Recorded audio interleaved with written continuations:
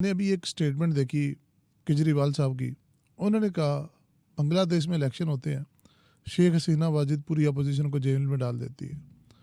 पाकिस्तान में इलेक्शन होते हैं, इमरान खान को ऑलरेडी वो जेल में, पार्टी ख़त्म, ये वो।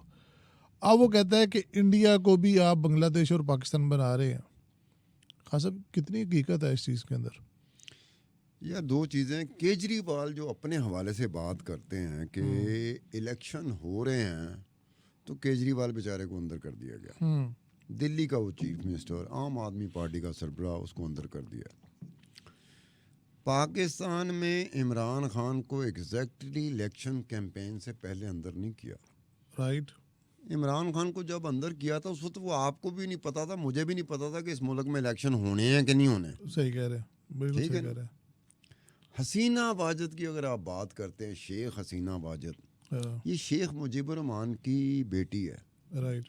और हमारे इमरान खान को आजकल पड़ी हुई है कि मैं किसी तरीके से शेख मुजीबुर रहमान बन जाऊं। हम्म, अब अगर शेख हसीना वाजिद ने अपोजिशन को अंदर किया है, तो इमरान को ये भी देखना चाहिए था कि किसकी वो बेटी है जो मैं बनना चाहता हूँ। राइट। पूरी धी ते अंदर कर देती अपोजिशन। जी जी। ये इमरान खान को ज़्यादा सोचना चाहिए। उनको आजकल हाँ, शौक चढ़ा हुआ शेख मुजीबुर रहमान, शेख मुजीबुर रहमान। हाँ, हाँ, तो हाँ। हसीना वाजिद को देख लो। केजरीवाल क्या कह रहा है कि हसीना वाजिद बांग्लादेश में अपने मुखालफों को, मुखालिफ सियासी जमातों को इलेक्शन से पहले अंदर कर देती है और इलेक्शन जीत जाती है। ठीक है, ठीक है, ये इनको देखना चाहिए। बिल्कुल ठीक है। अब इसमें यह है कि केजरीवाल, हम्म, एक इनका ये है कि आम आदमी पार्टी का सरबराह केजरीवाल है, और केजरीवाल एक अन्ना हज़ारे आया था। बिल्कुल आया अन्ना था। हज़ारे ने इंडिया में एक नई तारीख रकम कर दी।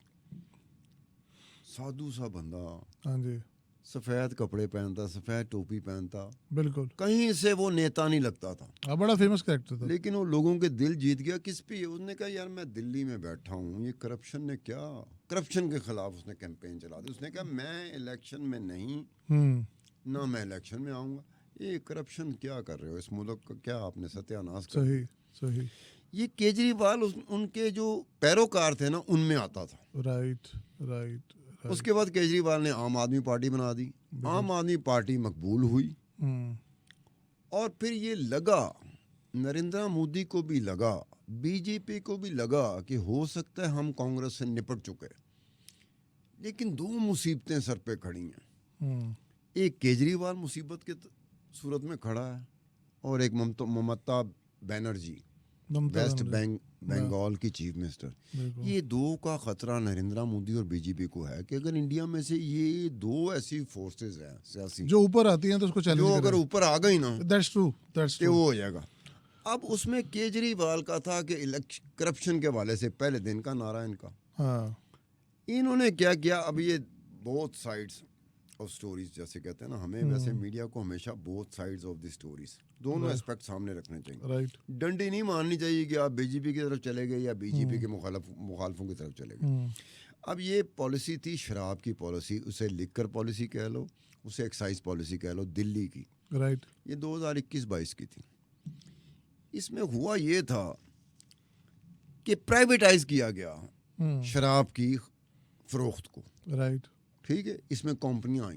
ठीक साउथ है। की कंपनी एक बहुत बड़ी मशहूर है, वो आ गई। उसमें हुआ ये कि पहले ही साल, बल्कि 8 महीनों में, वो जो नुकसान जो एस्टिमेट करती है सीबीआई, एस्टिमेट करती है एनफोर्समेंट डायरेक्टरेट, एस्टिमेट करती है, राइट। जो सेंट्रल एजेंसीज हैं, जी। इन्वेस्टिगेटिव एजेंसीज हैं, वो कहते हैं कि दिल्ली गवर्नमेंट को 3,000 करोड़ रुपए का नुकसान हुआ। अच्छा। 3,000 करोड़ रुपए का नुकसान हुआ। और वो कहते हैं कि 8 महीने के दौरान जिन कंपनियों को फायदा हुआ। ये जो बिड मनी नहीं होती, बिडिंग होती है, जी जी। नीलामी होती है, वो नीलामियों में दिया गया था। उन्होंने कहा इन्होंने वहाँ पे चक्कर चलाया। अब वो कहते हैं ठीक है। चक्कर चलाया, तो कहते हैं कि जो कंपनी थी वो 8 महीने में कुछ 1,300 करोड़ रुपया वो कमा गई। ठीक है। और 1,300 करोड़ रुपये में 100 करोड़ रुपया जो है ना, वो केजरीवाल आम आदमी पार्टी को मिला, इनके लोगों में तकसीम हुआ। एक ओके। वो होता नहीं कि करप्शन नहीं होती, भत्ता हो गया, कमीशन हो गया कि ये आपने पार्टी काम फंड किया। तो नहीं था? तो नहीं, उस तरह नहीं, ये पार्टी ठीक फंड है। नहीं है। पार्टी फंड होता है डिफरेंट होता है, ये और चक्कर में दिएगा। अब उसमें हुआ क्या था कि जो प्रॉफिट था ना शराब की फरोख्त से, वो 5% से बढ़ा के 12% कर दिया गया। ओके अब 5% से बढ़ा के 12% कर दिया गया। उन्होंने कहा ये जो 7% ऊपर था ना, हाँ वो इनकी बंदर बांट थी। ओके ओके 5% पहले ही था कि एक मार्जिन ऑफ प्रॉफिट होता है पूरी दुनिया में जी। कि ये मार्जिन ऑफ प्रॉफिट होना हाँ। चाहिए। एक होता है मार्जिन ऑफ प्रॉफिट जो ज़रूरत से ज़्यादा होना तो मशकूक होना शुरू हो जाता राइट राइट है कि राइट यार इसकी समझ नहीं आ रही, या तो उसकी पूरी बैकग्राउंड हो, हम्म पूरी जस्टिफिकेशन हो, जवाब हो, तो फिर है। अब वो हुआ उसमें, उसकी वजह से वो आए, और आए जिस टाइम पर आए। मिसाल के तौर पर जो केजरीवाल है उसको सीबीआई ने 9 मरतबा समन किया था।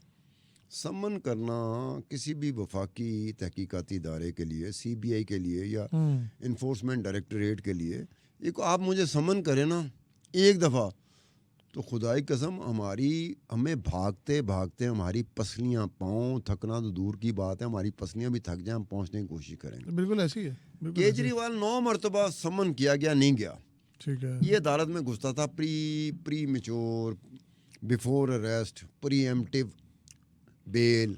तो ये दाल में कुछ काला उस था, चक्कर में मसला अब था। उसमें कंफ्यूजन होना शुरू हुआ थी कि हाँ। केजरीवाल तो बड़ा सही आदमी था, खान जेन्युइन था, साहब, लेकिन यहाँ से मैं रुख मोड़ूंगा। Is it over for the Gandhis? यार गांधीज के लिए प्रॉब्लम ये हुआ था कि जब शुरू से प्रॉब्लम रहा, लेकिन गांधीज का एक बहुत बड़ा रोल रहा है इंडिया की आज़ादी में। पहले नेहरू था, नेहरू के बाद इंदिरा गांधी आ गई, ठीक है। इंदिरा गांधी के बाद संजय गांधी ने आना था, अच्छा और उसको जानशीन के तौर पर तैयार कर दिया गया था। अच्छा। लेकिन एक्सीडेंट में, हवाई हादसे में संजय की डेथ हो गई। ओके। राजीव गांधी तो समझ लें कि राजीव गांधी का सियासत के साथ, राजनीति के साथ दूर दूर का ताल्लुक नहीं था। ठीक है। मजबूरन इसको आना पड़ा। ठीक है। और वो कब आना पड़ा? जब इंदिरा गांधी को उसके सिख गार्ड्स ने मारा था। ठीक है। राजीव आ गया। ठीक है। अब राजीव गांधी राह चलते, इसका कोई ताल्लुक नहीं था, कोई इसका शौक भी नहीं था। ठीक है। संजय गांधी से बड़ा था, लेकिन इसका शौक राजनीति के साथ नहीं, संजय गांधी का था। बिल्कुल ठीक है। और वो संजय फजाई हादसे गांधी में तो समझ लो कि सुबह हाँ। दोपहर शाम अपनी अम्मा के साथ, इंदिरा गांधी के साथ लगा रहता था। और उस वक्त वो भी कहते थे कि असल में कंट्रोल जो है, जैसे इस वक्त सऊदी अरब में नहीं है मोहम्मद बिन सलमान क्राउन प्रिंस है, लेकिन ये पहली मरतबा सऊदी अरब में हो रहा है, दुनिया देख रही है कि क्राउन प्रिंस तकरीबन क्राउन का काम कर रहा है, बादशाह काम कर रहा है। ठीक है। इसी तरह संजय गांधी जो था 70s में, वो ऐसे ही लगता था कि इंदिरा गांधी शायद उस तरह का प्रधानमंत्री ना हो जिस तरह का संजय गांधी है। ओके। तो ये ट्रेजेडी हुई। एक और ट्रेजेडी हो गई कि जब राजीव गांधी को मारा गया, तो उसके बाद कौन था जो लीड करता कांग्रेस को? तो सोनिया गांधी। अब सोनिया गांधी भी अब राजीव गांधी की तरह की थी, इसका राजनीति के साथ कोई ताल्लुक ही क्या नहीं था। ताल्लुक क्या? ठीक है। वो भी बाहर, मजबूरन आना पड़ा। लेकिन उस वक्त एक बड़ा फैसला हुआ था, जो अच्छा फैसला था कि सोनिया गांधी प्रधानमंत्री का जो ओहदा है वो नहीं संभालेंगे, प्राइम मिनिस्टर नहीं बन सकती। नहीं बनेगी। उसने साफ खुद कहा था, वरना सारे तो उसकी तरफ थे ना। मनमोहन सिंह को बनाया गया, लेकिन मनमोहन सिंह के टेन्योर के दौरान 2 टेन्योर मिले थे मनमोहन सिंह को। अपेरेंटली मनमोहन सिंह एक बहुत बड़ा फाइनेंसर नहीं होता जो फाइनेंस को जानता है। I think he was the guy जिसने टर्न अराउंड कर दिया इंडियन इकोनॉमी को। इंडियन इकोनॉमी को ये बड़ा था, वो भी अपनी जगह पे बड़ा शरीफ बंदा था, लेकिन उसको बहरहाल कहीं ना कहीं जाके Sonia Gandhi behind the scene वो एक ऐसे तरीके से कंट्रोल करती थी जिसमें कभी कभार पपेट का, जैसे यहाँ उस्मान बुज़दार नहीं था पंजाब में, बिल्कुल बिल्कुल उसको ये कहते थे पपेट है, पीछे बुशरा खलोती है, फरागोगी खलोती है, तो खावर मानिका खलोता है। Right right. ठीक है ना? तो कभी कभी जाके ना मनमोहन सिंह का भी यही होता है कि उसके बारे में भी ये तासुर पैदा कि ये पपेट है, लेकिन वो कंट्रोल करता था। उसने तो रिजाइन कर दिया था, उसने अपना रिजाइन भेजा सोनिया गांधी को कि मैं रिजाइन कर रहा हूँ। अच्छा। लेकिन सोनिया गांधी ने पता नहीं किस तरह उसको मनवा लिया। राइट। ये उसके बाद समझो कि एक डिलेमा, एक ट्रेजेडी बन गई कांग्रेस के साथ। राहुल गांधी जिस बुरे तरीके से पिटा है सदर, पहले कांग्रेस का सदर जो था ना वो राहुल गांधी था, लेकिन राहुल गांधी को छोड़ना पड़ा। आई थिंक इनको अब मरूसी सियासत से बाहर निकलना पड़ेगा। नहीं, निकल नहीं सकते, सवाल ही पैदा नहीं होता। अच्छा। एक देखो ना प्रियंका गांधी है, वो प्रियंका का समझ नहीं आती कि यार प्रियंका गांधी जो अपना पूरी कहते हैं डिडो कॉपी रिजेम्बलेंस उसकी अपनी दादी के साथ इंदिरा गांधी के साथ है। प्रियंका गांधी की, राहुल की नहीं है, प्रियंका गांधी की है कि उसमें आपको इंदिरा गांधी नजर आएगी। ठीक है। जैसे बेनजीर भुट्टो है ना, आसफा में बेनजीर भुट्टो नजर आती है, बख्तावर में नहीं नजर आती। राइट। तो इसी तरह प्रियंका में इंदिरा गांधी नजर आती है, राहुल गांधी में इंदिरा गांधी नजर नहीं आती। ठीक हो लेकिन गया। प्रियंका गांधी को भी जिस तरीके से वो लाना चाहते हैं सियासत में, वो भी समझ नहीं आई। जैसे हमारे यहाँ पे बिलावल भुट्टो जरदारी किस्तों में लॉन्च हुआ था, एक बात ज़हन में रखना। बिल्कुल ठीक है खान साहब। मैं इसी तरह प्रियंका गांधी भी किस्तों में थोड़ा लॉन्च टाइम होती शॉर्ट रही। है, मैं सिर्फ बार फिर आखिरी क्वेश्चन दोबारा, is it over for the Gandhi's, yes और नो? यार सियासी तौर पर ना जो सामने नज़र आ रहा ना, गांधीज को मेरे ख्याल में कांग्रेस किसी मनमोहन सिंह के हवाले कर तो देगी। बहुत खूब, मेरा भी यही तजिया है। और देखें, मरूसियत जो है वो दुनिया में कहीं पे भी कामयाब नहीं हुई, तो I think it's high time. और जो 2024 के इलेक्शन का रिजल्ट जो में ऑलरेडी नज़र आ रहा है, जिस तरह से आपने मिशन 144 बताया और जिस तरह की प्लानिंग है बीजेपी की, तो वो तो क्लीन स्वीप करने जा रहे हैं। नाज़रीन कमेंट्स में ज़रूर बताइएगा कि आपकी क्या राय है इंडियन इलेक्शंस के ऊपर। We look forward to that. Thank you.